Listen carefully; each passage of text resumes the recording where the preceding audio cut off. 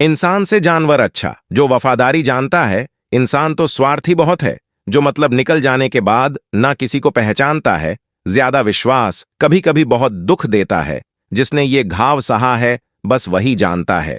अगर आपको लगता है कि हम कुछ गलत बोल रहे हैं तो आज की इस घटना को सुनकर आपको सारी सच्चाई का पता चल जाएगा। इसी तरह की इस्लामिक घटनाओं और वाक्य से रूबरू होते रहने के लिए आज ही सब्सक्राइब करें हमारे चैनल इस्लाम हिस्ट्री को और साथ ही बेल आइकॉन को प्रेस करें। आज हम आपको 2 वाकयात बताएंगे, तो चलिए बिना किसी देरी के वीडियो को शुरू करते हैं। तो प्यारे दोस्तों, ये कहानी उस जमाने की है जब हमारा देश आजाद भी नहीं हुआ था और छोटे छोटे रियासतों में हमारा देश बंटा हुआ था। उस जमाने में कश्मीर की वादियों में बसी एक रियासत में एक बहुत ही खूबसूरत लड़की रहा करती थी। एक तो लड़की अपनी खूबसूरती के वजह से पूरे इलाके में चर्चा में बनी रहती थी, और साथ इस लड़की के पास एक बहुत ही आला नस्ल का घोड़ा था, और जो उस लड़की की तरह अपनी खूबसूरती के लिए पूरे इलाके में मशहूर था। कई लोगों ने घोड़े को खरीदने की कोशिश भी की, लेकिन लड़की ने कभी भी उस घोड़े को नहीं बेचा। इधर जिस रियासत में लड़की रहती थी, उसी रियासत का बादशाह घोड़े का बहुत शौकीन था, और उसके राजमहल में एक से बढ़कर एक घोड़े मौजूद थे। और बादशाह अक्सर अपने पसंदीदा घोड़े पर सवार होकर सैर सपाटे के लिए जाया करता था, और उसके साथ ही इस बादशाह को शिकार का भी बहुत शौक था, और इस काम के लिए वह अपने खेमे में मौजूद सबसे खूबसूरत और सबसे मजबूत घोड़े को लेकर जाता था। तो ऐसे में बादशाह का मूड बना, तो बादशाह ने अपनी सिपाहियों को बुलाकर कहा कि जाओ और अस्तबल में मौजूद घोड़े में से एक मजबूत घोड़े को लेकर आओ। बादशाह ने जब सिपाही से कहा तो सिपाही कहने लगा कि बादशाह सलामत, हमारी रियासत में एक लड़की है जो कि यही कोई 28 साल की है, और बादशाह सलामत, इस लड़की के पास एक बहुत ही खूबसूरत घोड़ा है जिसे लड़की के अलावा किसी ने छुआ तक नहीं है, और न ही लड़की ने घोड़े को बेचा है। जब बादशाह ने घोड़े के बारे में बात सुनी तो बस वह घोड़े को देखने के लिए बेताब हो गया। उसने फौरन सिपाहियों को हुक्म दिया कि जाओ उस लड़की से घोड़ा लेकर आओ। सिपाही उस लड़की के पास गए और कहा कि बादशाह सलामत ने आपका घोड़ा मंगवाया है, लेकिन उस लड़की ने साफ इनकार कर दिया। और जब यह खबर बादशाह के पास पहुंची तो बादशाह को बेहद गुस्सा आया कि हमें मना करने वाला आखिर यह कौन है। लेकिन दोस्तों, यह बादशाह बहुत अच्छा था। उसने अपने गुस्से को काबू किया और अपने सिपाहियों को हुक्म दिया कि उस लड़की को बाइज्जत उसके घोड़े के साथ हमारे दरबार में लेकर आओ। जब सिपाहियों ने उस लड़की से जाकर कहा कि बादशाह ने आपको आपके घोड़े के साथ बुलवाया है, तो ऐसे में लड़की मान गई और लड़की दरबार में अपने घोड़े के साथ पहुंच गए। लेकिन लड़की ने यह बात पहले से ही ठान ली थी कि चाहे कुछ भी क्यों ना हो जाए, लेकिन मैं अपना घोड़ा किसी भी हालत में बादशाह को नहीं दूंगी।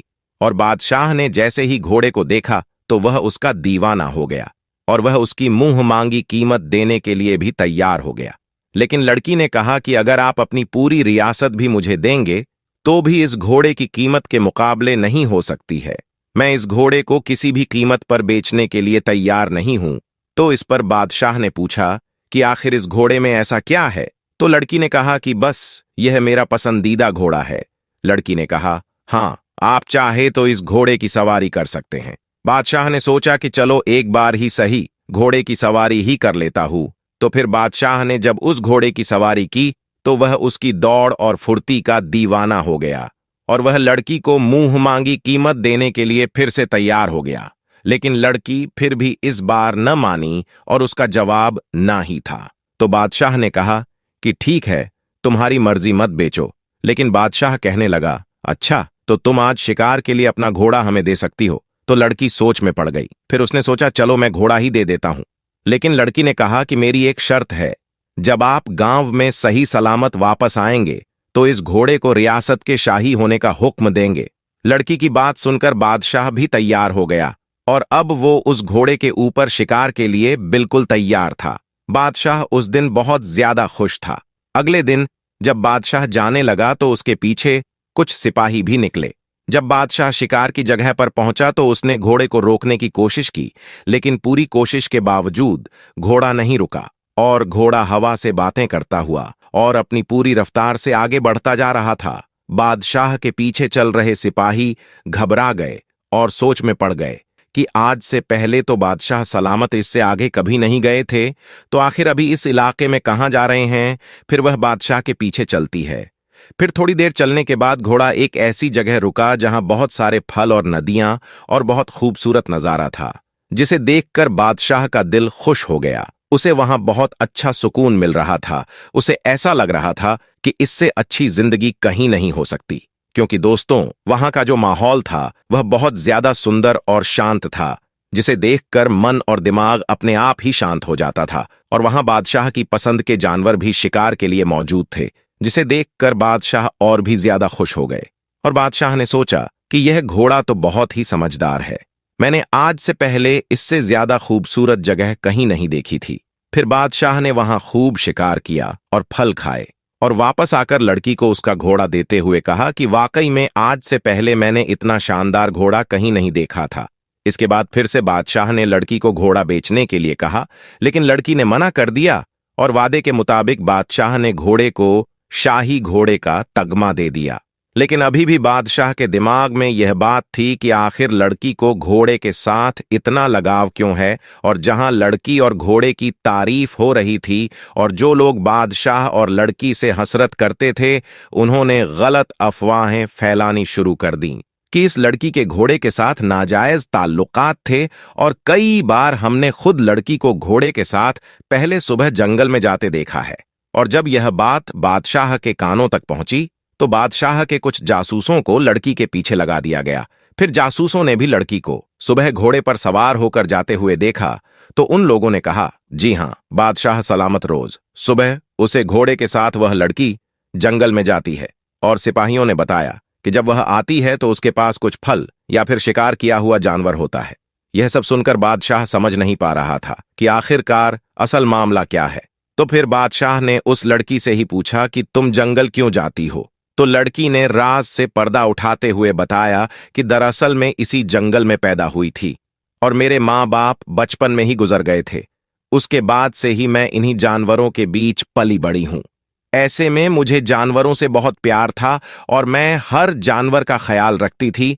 इसी दौरान जंगल से गुजरते हुए एक बुजुर्ग मुझे यह घोड़ा देकर चले गए और उन्होंने मुझसे कहा कि तुम इस घोड़े का ख्याल रखना और यह तुम्हारा ख्याल रखेगा। उसके बाद लड़की ने बताया कि मैं इस घोड़े से इतना प्यार करती थी, इसका इतना ख्याल रखती थी जितना कि बाकी जानवरों से नहीं करती थी। और जैसे जैसे घोड़ा बड़ा होता चला गया तो यह मेरा ख्याल रखने लगा और हमेशा की तरह यह मुझे ऐसी जगह लेकर जाने लगा जहां से मैं कभी गुजरी नहीं थी, और वह जगह इससे पहले मैंने कभी नहीं देखी थी। और वहीं से मैं फलों की टोकरी या शिकार किया हुआ जानवर लेकर आती हूं और उनको बेचकर अपना गुजारा करती हूं। उसके बाद फिर सब लोगों को समझ में आ गया कि आखिरकार लड़की और घोड़े के बीच में क्या रिश्ता है, और ये जो रिश्ता है ये रिश्ता वफा और मोहब्बत का है। तो इस कहानी से बात तो समझ में आती है कि चाहे भले ही इंसान से मोहब्बत करें तो उसे धोखा मिलने की गुंजाइश तो होती है, लेकिन जब आप एक जानवर से मोहब्बत करेंगे तो आपको कभी भी धोखा नहीं मिलेगा। क्या आप लोग इस बात से वाकिफ हैं? जो लोग गुनहगार होते हैं, अल्लाह के दिखाए हुए राह पर नहीं चलते, धोखेबाजी करते हैं, ऐसे लोगों को अल्लाह अजाब देते हैं और उन्हें मौका देते हैं कि अभी वक्त है, सुधर जाओ, वरना इससे भी बुरा अजाब तुम्हें मिल सकता है। चलिए दोस्तों, आपको एक और वाक्य के बारे बताता हूं। हजरत उस्मान गनी रजी अल्लाह ताला अन्हु का दौरा खिलाफत है। आप रजी अल्लाह ताला अन्हु अपने कमरे में बैठे हुए हैं। एक बंदा आपके कमरे में आता है और आकर कहता है कि ऐ अमीनुल मोमिनीन हजरत उस्मान रजी अल्लाह ताला अन्हा, एक बहुत बड़ा हादसा हो गया है। हजरत उस्मान रजी अल्लाह ताला अन्हु ने पूछा, क्या हादसा हो गया है? तो वह शख्स कहता है कि ऐ अमीनुल मोमिनीन, मैंने शादी की थी एक औरत से और आज उस औरत की शादी को 6 महीने मुकम्मल हो गए हैं और मेरी बीवी ने एक बच्चे को जन्म दे दिया है। अब आपसे मेरी एक दरख्वास्त है कि मेरी शादी को तो अभी 6 महीने ही हुए थे और यह बच्चा कैसे पैदा हो सकता है? अब इस वाकया से पहले दोस्तों, आम लोगों के अंदर यह बात पाई जाती थी कि 6 महीने में बच्चा पैदा नहीं हो सकता, इसलिए वह आदमी भी परेशान हो गया और अपने उस बच्चे को देखा भी नहीं और सीधा अमीनुल मोमिनीन के पास आ गया। हजरत उस्मान रजी अल्लाह ताला अन्हु ने लोगों को जमा किया और मशविरा किया कि यह बच्चा हलाल का है या हराम का, और इससे पहले ऐसा वाक्य कभी भी पेश नहीं आया कि किसी औरत ने 6 महीने के बाद किसी बच्चे को जन्म दिया, और यह पहला वाक्य था। और दोस्तों, अरब के अंदर आम तौर पर 6 महीने के बच्चे को हराम का बच्चा समझा जाता था। तो मशवरे में मौजूद तमाम लोगों ने कहा कि 6 महीने का बच्चा अरब के अंदर कभी भी पैदा नहीं हुआ है, लिहाजा यह हलाल का नहीं हो सकता है बल्कि हराम का ही है। और जब हजरत उस्मान रजी अल्लाह ताला अन्हु ने तमाम लोगों से मशविरा कर लिया और हिसाब किताब वालों ने सबने यही कहा कि अरब की तारीख में 6 महीने के बच्चे को हराम समझा जाता है, तो यहां पर हजरत उस्मान रजी अल्लाह ताला अन्हा ने हुक्म दिया कि औरत को संसार कर दिया जाए। हजरत उस्मान रजी अल्लाह ताला अन्हु ने हुक्म दिया कि औरत को खुले मैदान के अंदर जमीन में गाड़कर रजन का अमल शुरू कर दिया जाए। अब जैसे ही आपने हुक्म दिया और आपने यह फैसला फरमाया तो यह खबर आसपास के इलाकों में फैल गई और चलते चलते यह खबर हजरत अली रजी अल्लाह ताला अन्हा के कानों में भी जा पहुंची। अब हजरत अली उस मैदान के बजाय जहां उस औरत को संहार किया जाना था वहां पर ना जाते हुए सीधा हजरत उस्मान रजी अल्लाह ताला अन्हा के पास जा पहुंचे और सलाम करने के बाद अमीनन मोलिनी से पूछा कि उस्मान, क्या आपने यह हुक्म दिया है कि उस औरत को रजन किया जाए जिसने 6 महीने का बच्चा पैदा किया है? तो हजरत उस्मान रजी अल्लाह ताला अन्हा ने फरमाया है, मैंने यह हुक्म दिया है क्योंकि उसने हराम का बच्चा जन्मा है और 6 महीने में बच्चा पैदा नहीं हो सकता, और मैंने यह फैसला तमाम लोगों के मशवरे से किया है और सभी ने यह मशवरा किया है कि 6 महीने का बच्चा हलाल का नहीं हो सकता। अब हजरत अली रजी अल्लाह ताला अन्हु ने इरशाद फरमाया और कहा कि ए अमीनुल मोमिनीन, आपने गलत फैसला किया है। हजरत उस्मान रजी अल्लाह ताला अन्हु ने फरमाया कि मैंने अपना हिसाब और किताब लगाया है कि 6 महीने का बच्चा हलाल का नहीं हो सकता है। तो यहां पर हजरत अली ने फरमाया कि उस्मान 6 महीने का बच्चा तो कुरान से साबित है। अब हजरत उस्मान रजी अल्लाह ताला अन्हु यह सुनकर परेशान हो गए कि कुरान से कैसे साबित है। फिर हजरत उस्मान राजी अल्लाह ताला अन्हु ने कहा कि अच्छा, यह तो 2.5 साल बनते हैं, अब इसमें से 6 महीने का बच्चा कैसे निकलेगा?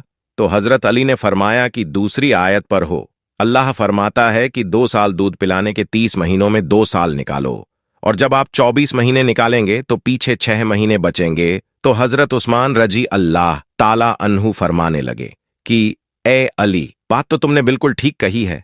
हजरत अली रजी अल्लाह ताला अन्हु ने फरमाया, कयामत तक अगर किसी औरत का 6 महीने का बच्चा बिस्तर पर पैदा हुआ है तो उसे हलाल किया जाएगा, हराम नहीं, क्योंकि यह कुरान की आयत के मुताबिक है। और सारी दुनिया झूठी हो सकती है लेकिन कुरान पाक की बात कभी झूठी नहीं हो सकती।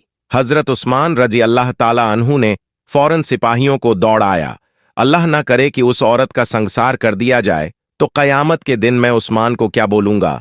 हजरत उस्मान रजी अल्लाह ताला अन्हु रोने लगे और आपकी चीख निकल गई और आप अपने आप से फरमाने लगे, कल कयामत के दिन अल्लाह को तू क्या जवाब देगा? और आपने सिपाहियों से फरमाया कि जल्दी जाइए, उस औरत को बचाइए। हजरत अली रजी अल्लाह ताला अन्हा भी वहां से निकले और वह सिपाही भी निकले। अल्लाह का करम है, ऐसा हुआ कि उस औरत को जमीन में गाड़ दिया गया और उसका सिर्फ चेहरा ही बाहर था, और उसकी बहन उसे आखिरी मुलाकात करने आई हुई है और जारुकता रो रही है और उससे बातें कर रही है। अब सिपाही भी वहां पर पहुंच गए, हजरत अली भी वहां पहुंच गए। उस वक्त वहां पहुंचते ही हजरत उस्मान रजी अल्लाह ताला अन्हु ने उस रजन को रोकने का हुक्म दे दिया।